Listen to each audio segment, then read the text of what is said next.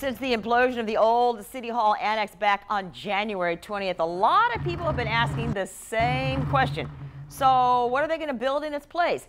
The Downtown Investment Authority today took the first step toward figuring that out, and they provided a timeline of when we might know what will someday rise from Jacksonville's Northbank.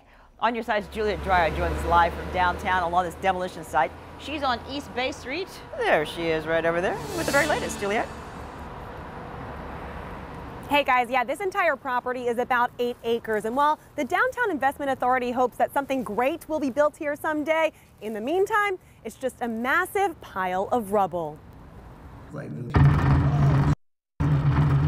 It's been more than a month since Jacksonville's Northbank changed forever. Now, all that remains at the old Courthouse and City Hall Annex are piles of bricks, mangled metal, and construction crews finishing the demolition. All affected, our revenue went down since the implosion. We had the whole block with the tape. Across the street at the Blackstone building, the area surrounding the entrance to D&G Deli remains roped off. Windows high above still shattered from implosion debris. Like many others, owner Gilbert Rigepi wonders what will be built across the street. And when. We haven't seen no plans. We haven't heard no plans for it. The courthouse property options. Today, the Downtown Investment Authority's Strategic Implementation Committee met to essentially figure out where do we go from here. There were 3 options on the table. The first, an unsolicited proposal for a mixed-use development called Riverwalk Place.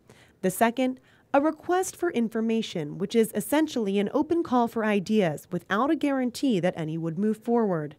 The committee went with the third, to work toward a notice of disposition. The notice of disposition moving towards an RFP is really an opportunity to get as specific as you can to guide the development and investment community that's looking at making a pitch for their plan. The committee decided to hire a consultant to help craft the notice of disposition and market it to investors and developers. Interim DIA CEO Brian Hughes says they hope to complete the process from selecting a consultant to picking a proposal within the calendar year, which means someday in the not too distant future, Rigepi may get his answer. As long as we know there is something coming up, we're good.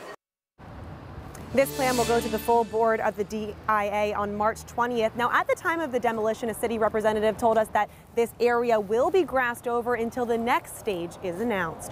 Reporting live in downtown Jacksonville, Juliet Dreyer, First Coast News on your side.